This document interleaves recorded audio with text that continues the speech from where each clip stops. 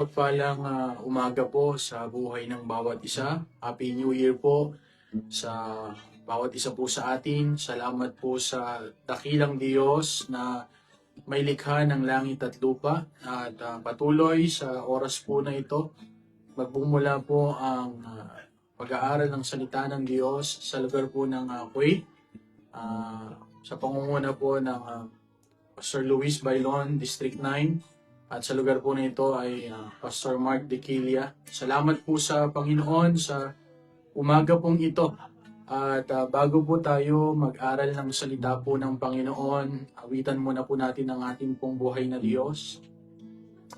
Tayo po ay sumabay.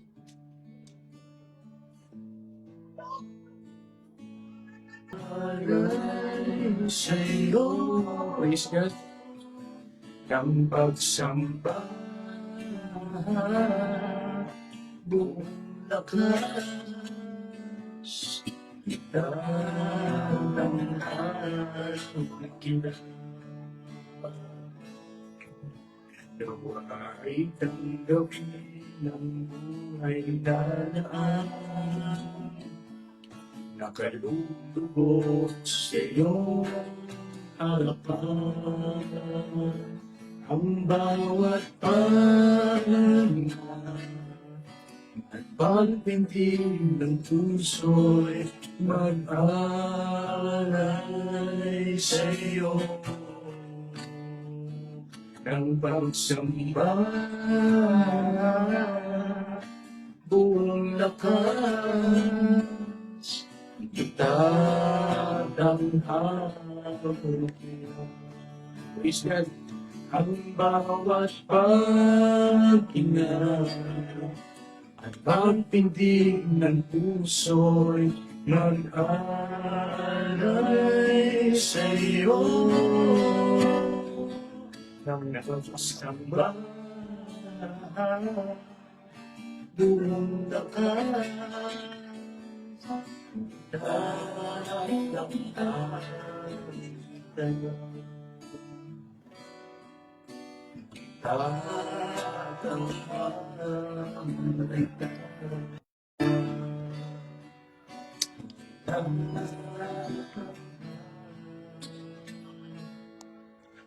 kita.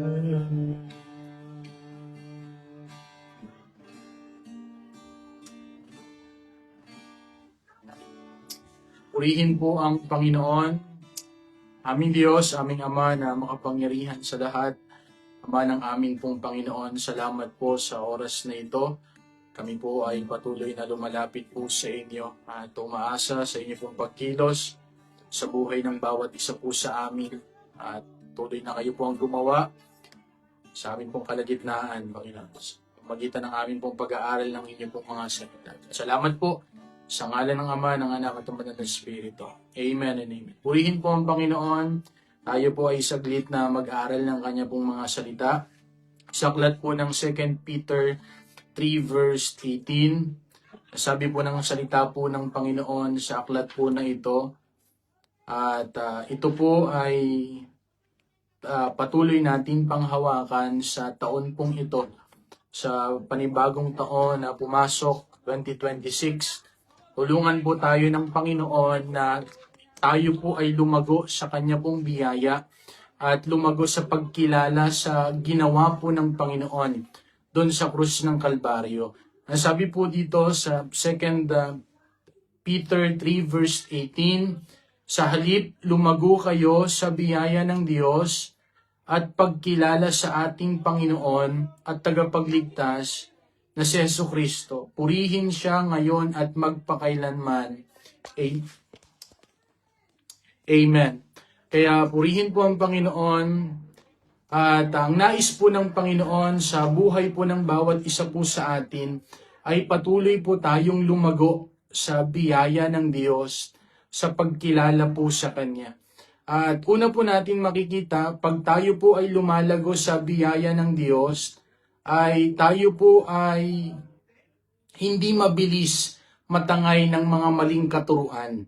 Ulitin ko po, pag tayo po ay lumalago sa biyaya ng Diyos, hindi po tayo mabilis matangay ng mga maling katuruan. Sabi po ng salita po ng Panginoon sa 2 Peter 3 verse 17. Mga minamahal, sabi po dito, alam na ninyo ito kahit noon pa, kaya mag-ingat kayo nang hindi kayo maloko sa pamamagitan ng mga maling aral ng mga taong suwail at mawalay sa mabuti ninyong kalagayan sa Diyos. Kaya ang nais po ng Panginoon, pag tayo po ay lumalago sa biyaya ng Panginoon, tayo po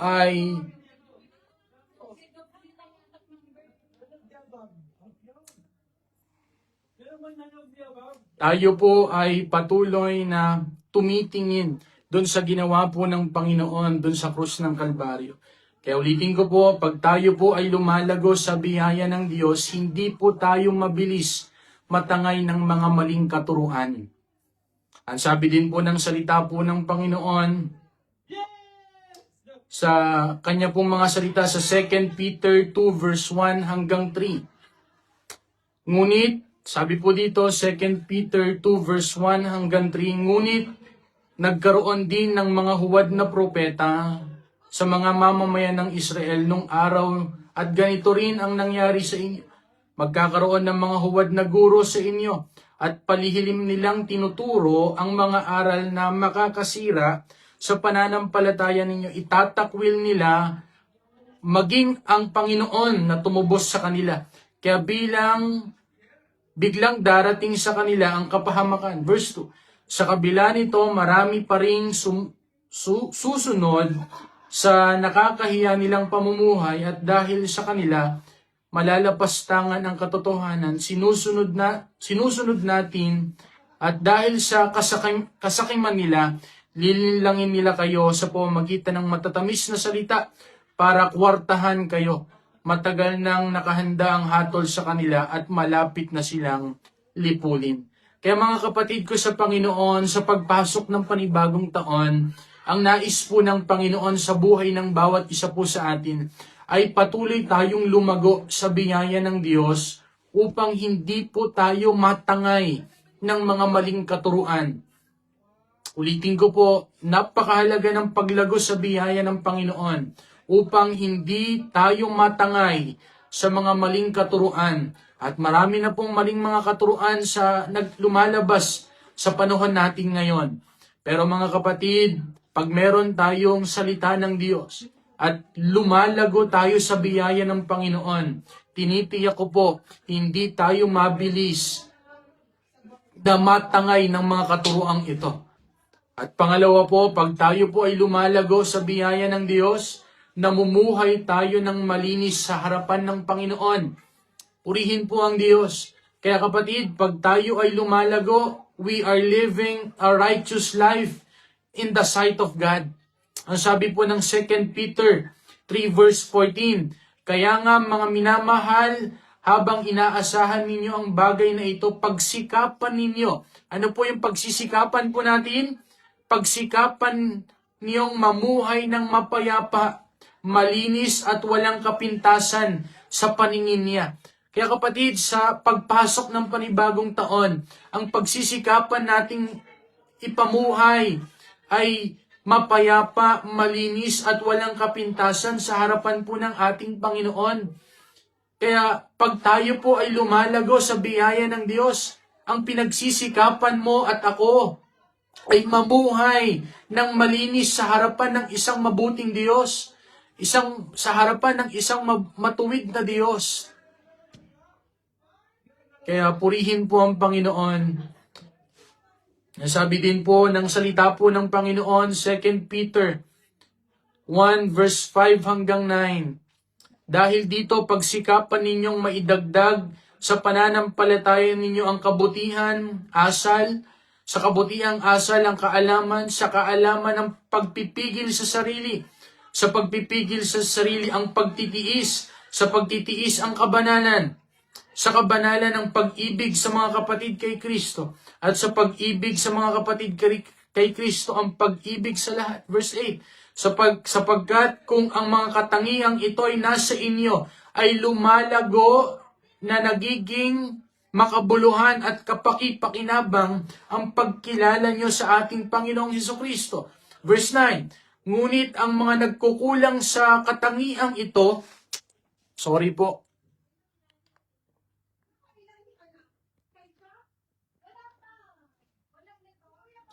nagkakaproblema po yung... Kaya purihin po ang Panginoon. Ngunit ang mga nagkukulang sa mga katangiang ito ay mga bulag sa katotohanan. Nakakalimutan nilang nilinis na sila ng Diyos sa dati nilang kasalanan. Kaya purihin po ang Panginoon.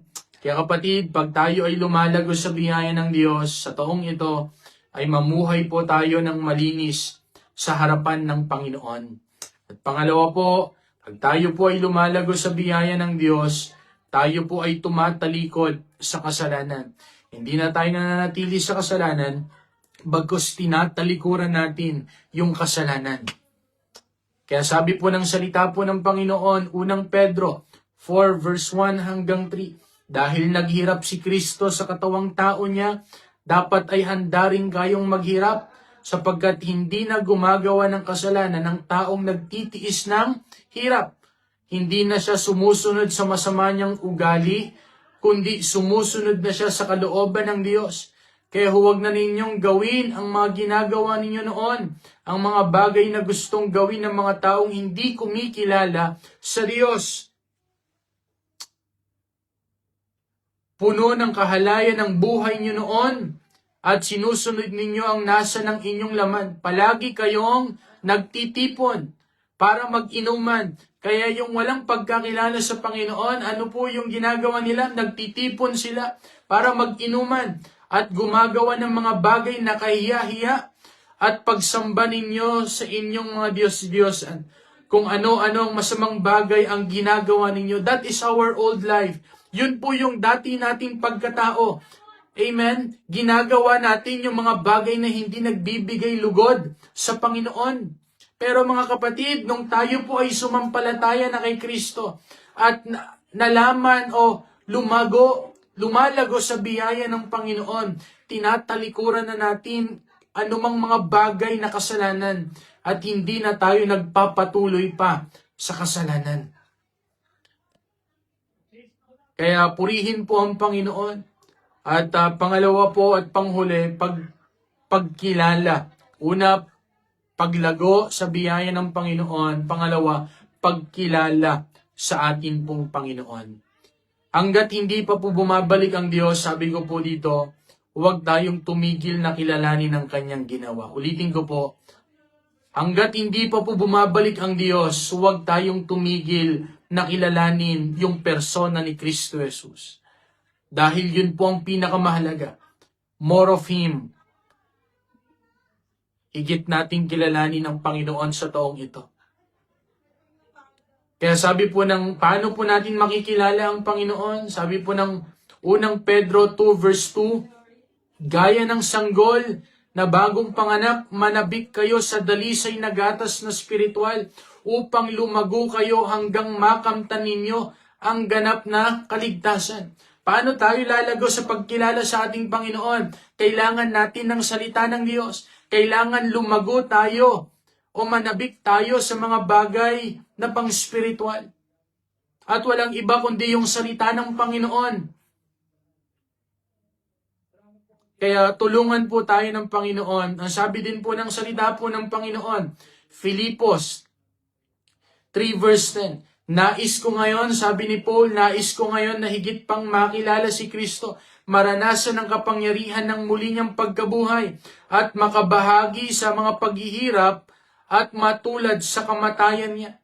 Kaya mga kapatid ko sa Panginoon, yun po yung naisin po natin sa taong ito, makilala pang higit si Kristo. Kaya sabi ko nga kanina, hanggat hindi pa bumabalik ang Panginoon, higit natin siyang kilalanin, higit tayong magpakalalim po sa Kanya. Dahil mga kapatid ko sa Panginoon, yun po yung layunin ng buhay po natin kung bakit tayo iniligtas ng Panginoon, kilalanin at paglingkuran si Kristo Jesus. Kaya purihin po ang Panginoon, maikling paalala po sa buhay ng bawat isa po sa atin. Sa panibagong taon na ito, nais ng Panginoon tayo po ay lumago sa biyaya ng Diyos at lumago sa pagkilala sa atin pong Panginoon.